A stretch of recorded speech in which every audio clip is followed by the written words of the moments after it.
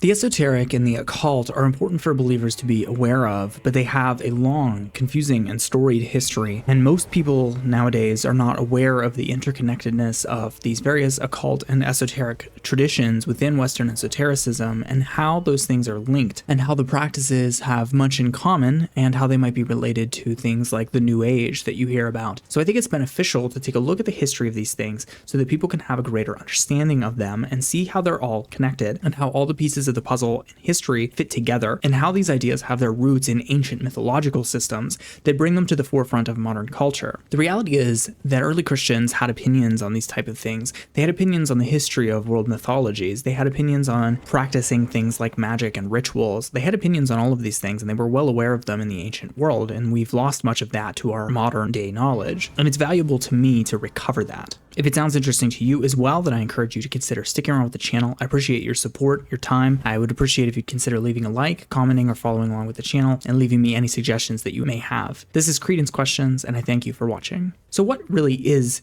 Esoterica? Well, you have to understand these terms that I'm kind of conflating here mean a lot of things and have lots of history behind them, but the general meaning of the word esoteric just means inner circle. So you have this idea of kind of like a secret inner meeting type of word there, whereas the word occult simply means hidden. Think of the word like occlusion. This is just something being hidden. So we have hidden things behind barriers or hidden in the inner circle, and that's sort of the relationship between the occult idea and the esoteric idea. Some disciplines that you might know or might consider occult or may have not, but are kind of grouped into this category include things like alchemy, Hermeticism, Gnosticism, magic, mythology, mysticism, astrology, Kabbalah, occultism, and Freemasonry. All of these things kind of fit into these categories, but people aren't always sure exactly how. I'm going to walk you through just a little bit of that today. These disciplines are also definitively different in many ways, but they're also very closely linked and can be found to historically proceed from one another, which is kind of my main point. The basic ideas that they all have in common are kind of these standard metaphysical ideas. Anton Favre, who is a prominent French scholar of Western esotericism, lists these following standard 6 commonalities.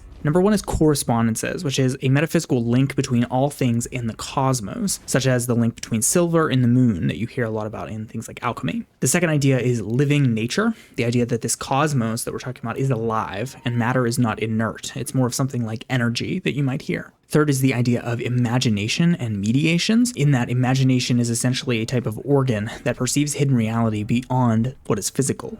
Number 4 is transmutation, not just intellectual transmutation, but actual inner transformation mystically or spiritually, that you can innerly transform yourself into something different, a different spiritual or cosmic thing, literally. Number 5 is concordance. The practices are all unified by a universal truth. So they have concordance with one another. They're all seeking after the same truth. For example, Kabbalah, astrology, and tarot being pushed together and practiced in the same groups. And then finally, number 6 is transmission, which is where they believe that these truths can only be passed on by specific relationships or specific societies. That's that inner circle idea, for example, the degrees of Freemasonry. So where do these ideas come from? How far back can we trace things like magic, divination, alchemy, astrology, and such practices? Let's look first at ancient Mesopotamia. Ancient Mesopotamia is essentially the oldest culture and civilization that we're aware of, coupled with maybe ancient Egypt. Both of them are older than 3000 BC. Mesopotamia essentially becomes what we know as Babylon from the Bible and has much crossover with Canaanite myths and practices. In ancient Mesopotamia, magic was invoked in many kinds of rituals and medical formulae to counteract evil omens. Defensive or legitimate magic in Mesopotamia were incantations and ritual practices intended to alter specific realities. The ancient Mesopotamians also believed that magic was the only viable defense against demons, ghosts, and evil sorcerers. If we look into Babylonian or Mesopotamian astronomy, we can see that from Sumerian times, temple priesthoods had attempted to associate current events with certain positions of the planets and stars. This continued to Assyrian times when limulists were created as a year-by-year association of events with planetary positions, which, when they have survived to the present day, allow accurate associations of relative with absolute dating for establishing the history of Mesopotamia. Babylonian astronomers were adept with mathematics and could predict things like eclipses and solstices, and their scholars thought everything had some kind of purpose in astronomy, most of these related to religions and omens. Mesopotamian astronomers worked out of a 12-month calendar based on the cycles of the moon. They divided the year into 2 seasons, summer and winter.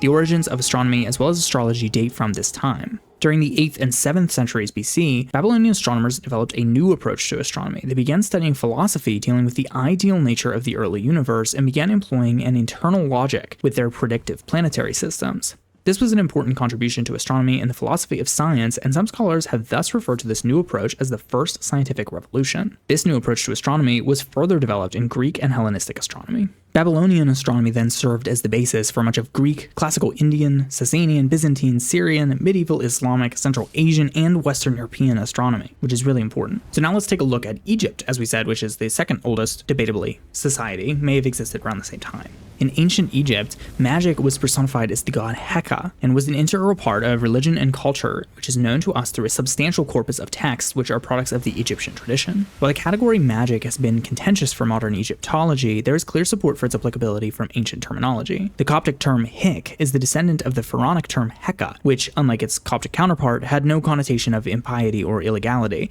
and is attested from the Old Kingdom through to the Roman era. The instructions for Marikare informs us that Heka was gifted by the creator to humanity in order to be weapons to ward off the blow of events. Magic was practiced by both a literate priestly hierarchy and by illiterate farmers and herdsmen. The main principle of Heka is centered on the power of words to bring things into being. You might recognize that as a modern concept, something like manifestation, or even tying it back further into how God speaks the universe into existence in Genesis 1. You might have heard of something like the Egyptian Book of the Dead, which contains a number of spells. The Book of the Dead is made up of a number of individual texts and their accompanying illustrations. Most subtexts begin with the word ro, which can mean mouth, speech, spell, utterance, incantation, or chapter of a book. In the context of the Book of the Dead, it is typically translated as either chapter or spell. So you have the idea of magic, incantation, spells, astrology, all of this in ancient Egypt very definitively, and in ancient Mesopotamia as well. Now let's turn to the Jewish world and how they pick up on these things. Jewish religious law forbids divination and other forms of things like soothsaying. The Talmud lists many persistent and condemned divining practices. If you talk about something like practical Kabbalah in historical Judaism, it's a branch of the Jewish mystical tradition that concerns the use of magic. It was considered permitted white magic by its practitioners, reserved for the elite who could separate its spiritual source from realms of evil if performed under circumstances that were holy. The concern of overstepping Judaism's strong prohibitions of impure magic ensured that it remained a minor tradition in Jewish history. Its teachings include the use of divine and angelic names for amulets and incantations. These magical practices of Judaic folk religion became part of practical Kabbalah later on.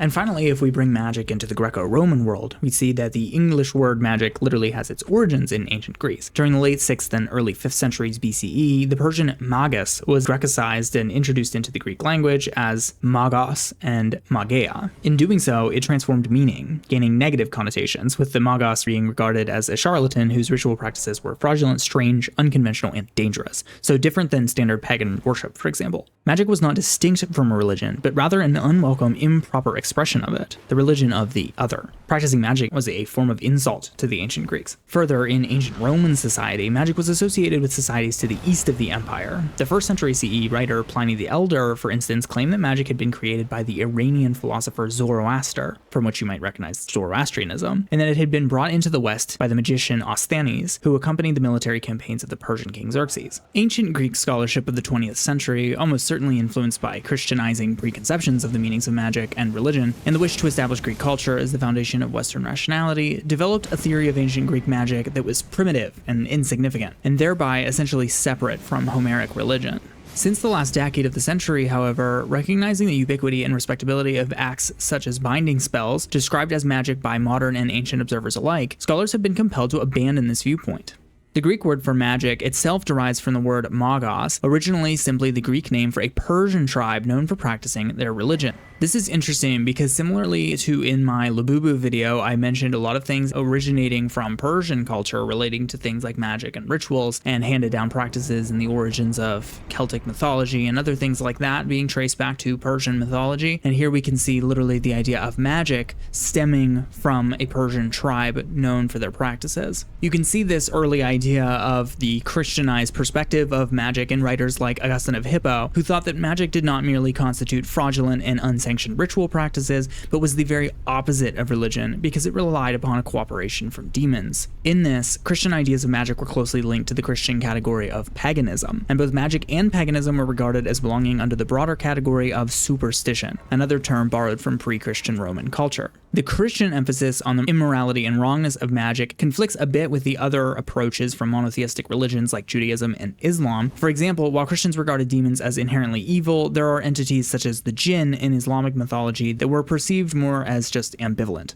We made mention of divination and the prohibited practices in the Jewish religion section, and you can see kind of the procession from magic to divination if we look closely. The model of the magician in Christian thought was provided by Simon Magus, Simon the Magician, who was a figure who opposed St. Peter in the Acts of the Apostles and also the apocryphal Acts of Peter. Christian theologians believe that there were multiple different forms of magic, the majority of which were types of divination. Divination is the attempt to gain insight into a question or situation by way of an occultic ritual or practice. Using various methods throughout history, diviners ascertain their interpretations of how a questioner should proceed by reading signs, events, or omens, or through alleged contact or interaction with supernatural agencies, such as spirits, gods, or other beings. Going back to Augustine once again, in his work on the divination of demons, he affirms that most of the time, demons simply predict what they will do in the future. However, they also possess a divinatory power, essentially deriving from the greater acuity of the senses of their aerial bodies and the experience accumulated during their long lives. This allows them to interpret divine signs of the times in the natural world that humans are unable to grasp and foretell future events, even those that are not immediate. Further, they can cause illnesses and fantastic visions in people both in a sleeping and waking state.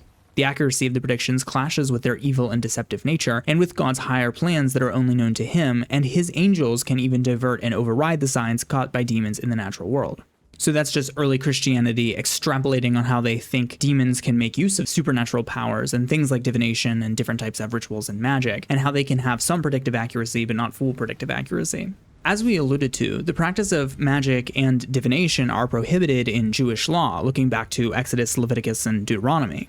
You can see some of the laws here, such as in Exodus 22, you shall not tolerate a sorceress. Leviticus 20, a man or woman who has a ghost or a familiar spirit shall be put to death. Deuteronomy 18, let no one be found among you who consigns a son or daughter to the fire, or who is an augur, a soothsayer, a diviner, a sorcerer, one who casts spells, or one who consults ghosts or familiar spirits, or one who inquires of the dead. You can see magic, sorcery, spells, divination, and even necromancy mentioned in that passage. That might make you think of some of the instances in biblical narrative where we see explicitly magic being practiced, such as Simon Magus that we mentioned, but also, for example, in the book of Exodus, the Egyptian magicians who replicate the signs in front of Pharaoh done by Moses and Aaron, and perhaps more explicitly in 1 Samuel 28, when Saul goes to the witch of Endor and summons the spirit of the deceased prophet Samuel, who rebukes him for using witchcraft. Surprisingly, and despite these prohibitions in Jewish law, there was a practice of Jewish magic in the late Second Temple period, at least, and it's well documented into the periods of the 3rd, 4th, and 5th centuries. Jewish and Samaritan magicians appear in the New Testament, in the Acts of the Apostles, and also in the works of Josephus. A lot of the information that we have about Jewish magic comes from the Jewish magical papyri, which are a subclass of papyri with specific Jewish magical uses, and which shed light on the popular belief during the late Second Temple period and after in late antiquity. There's some other evidence we have of Jewish magical practices, including inscriptions on things like amulets and incantation bowls. This practice of Jewish mysticism and Jewish magic leads into what we know as Kabbalah. Kabbalah is an esoteric method, a discipline, and a school of thought in Jewish mysticism. It forms the foundation of mystical religious interpretations within Judaism. There's some differentiation within Kabbalah, such as practical Kabbalah, which in historical Judaism is a branch of this mysticism that concerns the use of magic. It was considered permitted white magic by its practitioners, reserved for the elite, who could separate its spiritual source from the realms of evil if performed under holy circumstances. The concern of overstepping Judaism's prohibitions against impure magic ensured that it remained a very minor tradition in Jewish history. Its teachings include the use of divine and angelic names for amulets and incantations. According to Gershom Scholem, many of the teachings of practical Kabbalah predate and are independent of theoretical Kabbalah, which is what we probably associate with the term today. Historically speaking, a large part of the contents of practical Kabbalah predate those of the speculative Kabbalah and are not dependent on them. In effect, what came to be considered practical Kabbalah constituted an agglomeration of all the magical practices that had developed in Judaism from the Talmudic period down through the Middle Ages. Then it isn't until the medieval period that we really see the formalization of Kabbalah, particularly in southern France and Spain. Foundational texts such as the Bahir and especially the Zohar were composed during this time, laying the groundwork for later developments. The Kabbalistic teachings of this era delve deeply into the nature of the divine, the structure of the universe, and the process of creation. Notable Kabbalists like Moses de Leon played crucial roles in disseminating these teachings, which were categorized by their profound symbolic and allegorical interpretations of the Torah. From the Renaissance onwards, Jewish Kabbalah texts entered non-Jewish culture, where they were studied and translated by Christian Hebraists and Hermetics Hermetic occultists. The syncretic traditions of Christian Kabbalah and Hermetic Kabbalah developed independently of Judaic Kabbalah, reading the Jewish texts as a universalist ancient wisdom preserved from the Gnostic traditions of antiquity. There's a lot of interconnectedness you can notice there. Both adapted the Jewish concepts freely from their Jewish understanding to merge with multiple other theologies, religious traditions, and magical associations. With the decline of Christian Kabbalah in the Age of Reason, Hermetic Kabbalah continued as a central underground tradition in Western esotericism. Through these non-Jewish associations with magic, alchemy, and divination, Kabbalah acquired some popular occult connotations forbidden within Judaism, where Jewish practical Kabbalah was a minor, permitted tradition restricted for a few elite. Today, many publications on Kabbalah belong to the non-Jewish New Age and occult traditions of Kabbalah, rather than giving an accurate picture of historic Judaic Kabbalah. You might have noticed the mention there of Hermeticism and Hermetic Kabbalah, which is especially interesting to the Western esoteric traditions, and has interesting implications on the Western traditions of things like alchemy. Hermetic Kabbalah is a Western esoteric tradition involving mysticism and the occult. It is the underlying philosophy and framework for magical societies such as the Hermetic Order of the Golden Dawn, which will be really important later, as well as esoteric Christian organizations like the Rose Cross Society, the Thelemic Orders, the Fellowship of the Rosy Cross, and more, which are all going to be very important. Hermetic Kabbalah arose from Christian Kabbalah, which was itself derived from Jewish Kabbalah during the European Renaissance, becoming variously esoteric Christian, non-Christian, or anti-Christian across its different schools in the modern era. It draws on a great many influences, most notably Jewish Kabbalah, Western astrology, alchemy, pagan religions, especially Egyptian and Greco-Roman, Neoplatonism, Hermeticism, and the symbols of the tarot. Hermetic Kabbalah differs from the Jewish form in being a more syncretic system. However, it shares many concepts with Jewish Kabbalah. Some of those key terms that we pointed out there are things like the Hermetic Order of the Golden Dawn, which is a type of Freemasonry that's practiced still in lodges to this day, and we're going to go into a little bit more detail there as well. And Thelema is the famous occult practice developed by Aleister Crowley. Now I want to take a look at some of the specific views within Kabbalah and some of the most important foundational structures. One of those, and perhaps the most glaring, is the Tree of Life. The Tree of Life is a diagram used in Kabbalah and other mystical traditions derived from it. It usually is referred to as the Kabbalistic Tree of Life to distinguish it from things like the Tree of Life that appears in the Genesis narrative. Here's an image of what the Tree of Life in Kabbalah looks like. These 10 tiers represent both the human body and a spiritual world. You can see the structures there of each tier being named: crown, wisdom, intelligence, mercy, judgment, beauty, lasting endurance, majesty, foundation of the world, and kingdom. The diagram is also used in Christian Kabbalah, Hermetic Kabbalah, and Theosophy, which is another important one. The nodes are associated with deities, angels, celestial bodies, moral values, single colors or combinations of them, and specific numbers.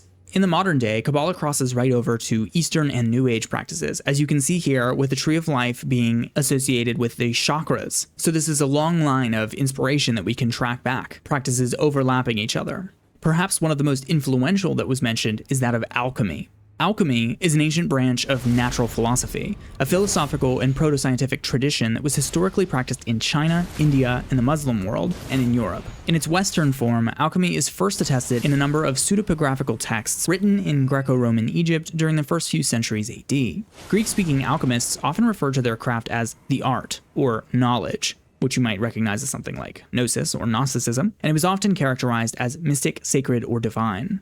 Alchemists attempted to purify, mature, and perfect certain materials. Common aims were chrysopia, the transmutation of base metals into noble metals, particularly gold, which is what you might think of when you hear alchemy, the creation of the elixir of immortality, or the sorcerer's stone, and the creation of panaceas to be able to cure any disease. The perfection of the human body and soul was thought to result from the alchemical magnum opus, or the great work. The concept of creating the philosopher's stone was variously connected with all of these projects.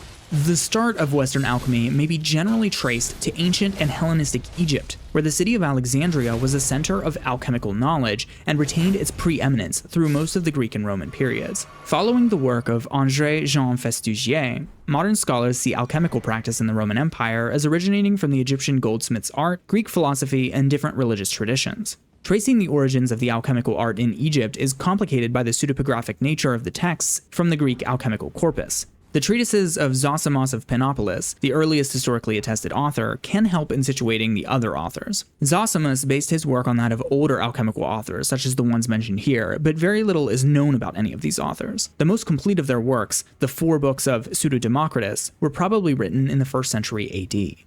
Zosimus relates this back to mythology. He asserted that alchemy dated back to pharaonic Egypt, where it was the domain of the priestly class, though there is little to no evidence for this assertion. Alchemical writers used classical figures from Greek, Roman, and Egyptian mythology to illuminate their works and allegorize alchemical transmutation. These included the pantheon of gods related to the classical planets. The central figure in the mythology of alchemy is Hermes Trismegistus, or thrice great Hermes. His name is derived from the god Thoth and his Greek counterpart Hermes, Thoth being the Egyptian god and Hermes being the Greek god. Hermes and his caduceus, or serpent staff, were among alchemy's principal symbols. According to Clement of Alexandria, he wrote what were called the 42 Books of Hermes, covering all fields of knowledge.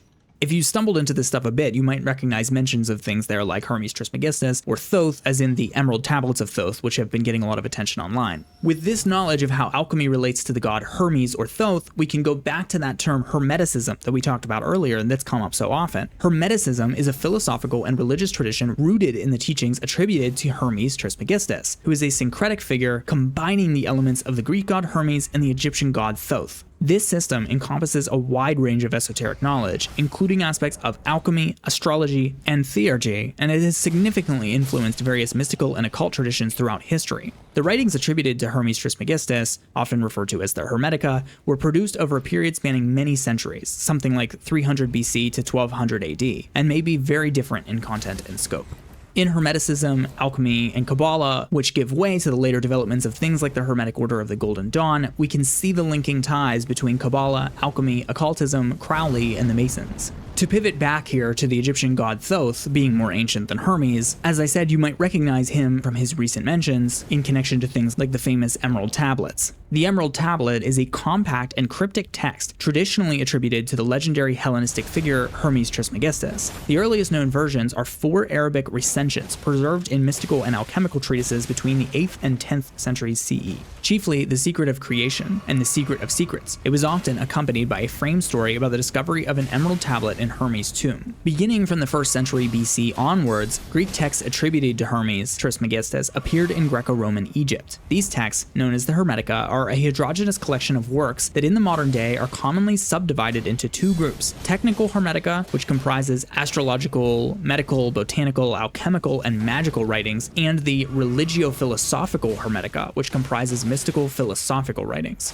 The Emerald Tablets are once again not to be confused with The Emerald Tablets of Thoth the Atlantean, which is a pseudo-historical book written by cult leader Maurice Doreal and first published in the 1940s or 50s, influenced by ancient Egyptian texts and Lovecraft mostly. Stories about part reptilian civilizations, it deals with Atlantis, an ancient race of serpent-headed men, alchemy, and a variety of other topics. And this is the one that's talked about by good old Billy Carson. Totally different. For another common term that we've been hearing a lot in all of these things, I want to swing over quickly to astrology, which is a range of divinatory practices that propose that information about human affairs and terrestrial events may be discerned by studying the apparent positions of celestial objects. Different cultures have employed forms of astrology since at least the 2nd millennium BC. These practices have originated in calendrical systems used to predict seasonal shifts and to interpret celestial cycles as signs of divine communications.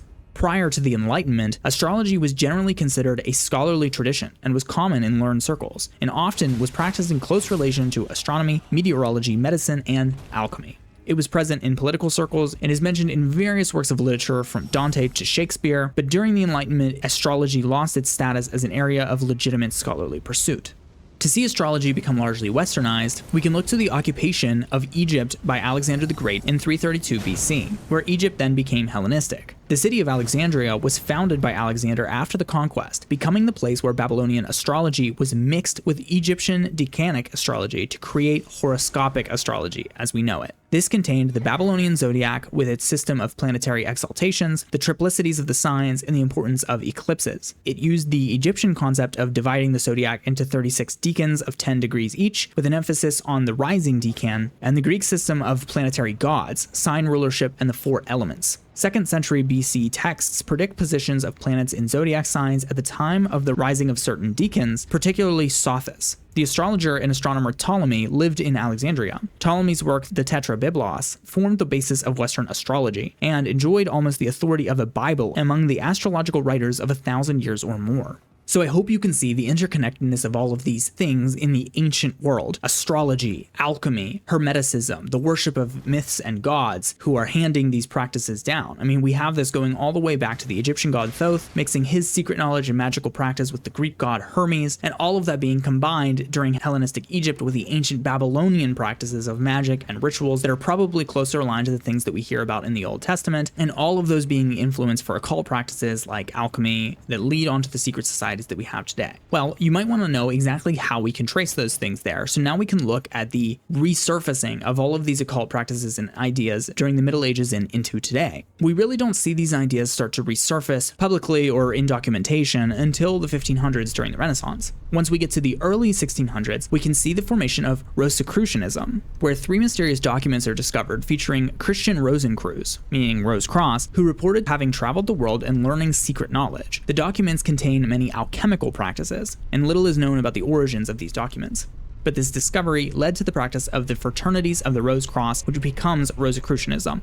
Rosicrucianism is a spiritual and cultural movement that arose in early modern Europe in the early 17th century after the publication of several texts announcing to the world a new esoteric order. Rosicrucianism is symbolized by the Rose Cross or Rosy Cross. There have been several Rosicrucian organizations since the initial movement was founded, including the Order of the Golden and Rosy Cross, which is exactly what led to the Hermetic Order of the Golden Dawn that we've mentioned so many times.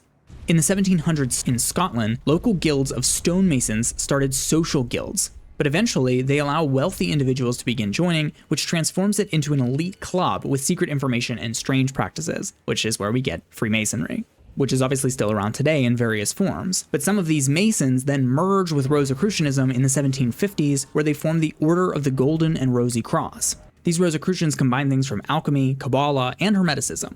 Notably, King Frederick II of Prussia was a member of the Golden and Rosy Cross Order. It seems to fizzle out somewhat after his death until it's revitalized in England as what we mentioned earlier, the Societas Rosicruciana.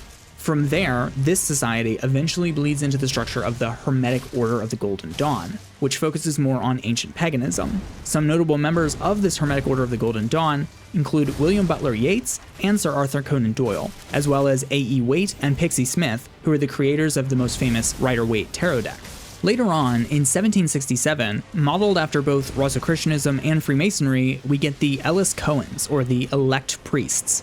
This organization inspires the Frenchman Papus, who later founds what's called Martinism. Martinism is a form of Christian mysticism and esoteric Christianity concerned with the fall of the first man, his materialistic state of being, deprived of his own divine source, and the process of his eventual return, called reintegration. As a mystical tradition, it was first transmitted through a Masonic high-degree system established around 1740 in France by Martinez de Pasquale, and later propagated in different forms by his 2 students. It's also worth mentioning that LDS and Mormonism seems to take a great deal of inspiration from Masonry and Martinism. Joseph Smith and his preceding presidents are all known to have been Freemasons. Separately, the same ideas influencing the Rose Cross and Masonry and Martinism influenced someone named Emanuel Swedenborg in the early 1700s, which is where we get the creation of something called Swedenborgianism. He popularized ideas of the dead becoming angels or ghosts and remaining on Earth after death, which you might recognize as our view of spirits these days. He was an influence to Joseph Smith, which can be seen in Joseph's visit from the angel Moroni. After Swedenborg's death, his followers founded the New Church in 1787. Around that same time, there was another individual named Franz Mesmer, from whom we get the word mesmerized, because he taught of an invisible force that connected all things and that could be manipulated for healing. Eventually, Franz Mesmer's and Swedenborg's ideas combined to promote the idea of manipulating and communicating with dead spirits, which starts spiritualism as we know it today.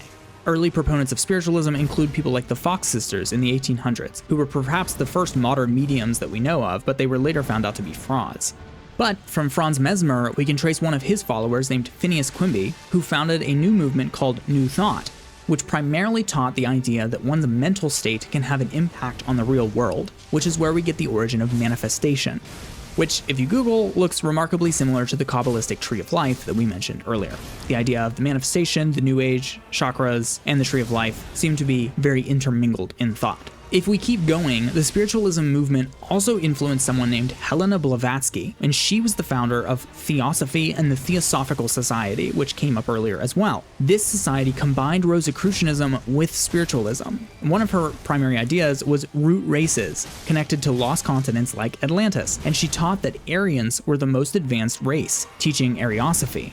You might be thinking about who that could have inspired, and indeed, this teaching was taken by the Volkisch movement in Germany and led to the foundation of the Thule Society, which is precisely the society from which these guys get their logo.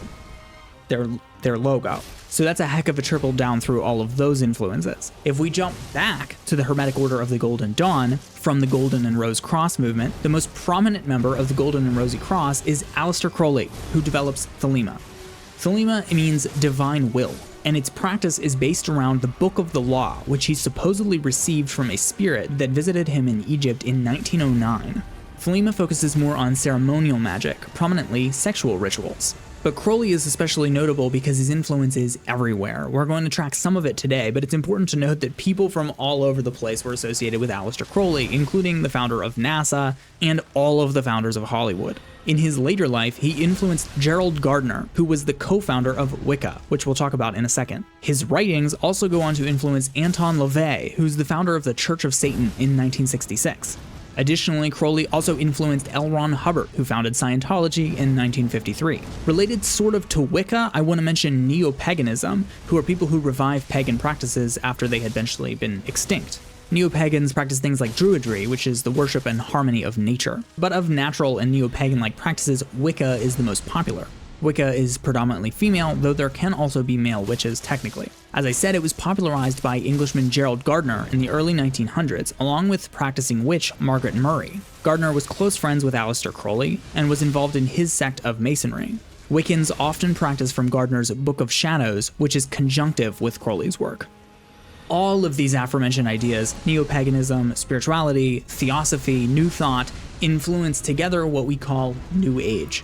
So I hope you can see from all of this the interconnectedness of these practices going back ages. These are ancient ritualistic magics practiced in ancient religions and ancient mythologies, traditionally considered to have been handed down by ancient occult practitioners, all the way from Babylon reading the stars, the Egyptians worshipping Thoth, the Greeks pursuing alchemy and secret knowledge, mixing with things like Gnosticism, Hermeticism, Astrology, and magic, and they all come together to create this conglomeration of modern esoterica and occultism. It's not separate, it's not different. What you're practicing is a history that goes back thousands of years. These are things that have been around for the longest time, and I believe that they all have their source in the same place, which is why I think it's important to learn about them. So this has been an incredibly broad overview, and I really hope that you enjoyed. If you did, I hope that you would consider leaving your feedback, sticking around with the channel Creed's Questions. I appreciate your support, your involvement, and I appreciate if you just let me know what you think of all of this. I know this is a lot. There's a lot of information. It's a big, broad overview. There's so much to cover here, which is why it's hard to go over it all, but I really wanted a single video that showed that all of these things are mentioned in the same breath throughout history. They all influence one another, and into the modern day, the practices are all trickled down, and you can trace their influence back to each other. So they aren't separate, they're not different. These are all stemming from the same source. They're all anti-Christian religious practices in some way. So this was one of my favorite videos that I've ever done. I really hope that you enjoyed all of the information. And if you're interested in going deeper into these topics or getting more videos like this, then please let me know. Again, this has been Creed's Questions, and I thank you so much for watching.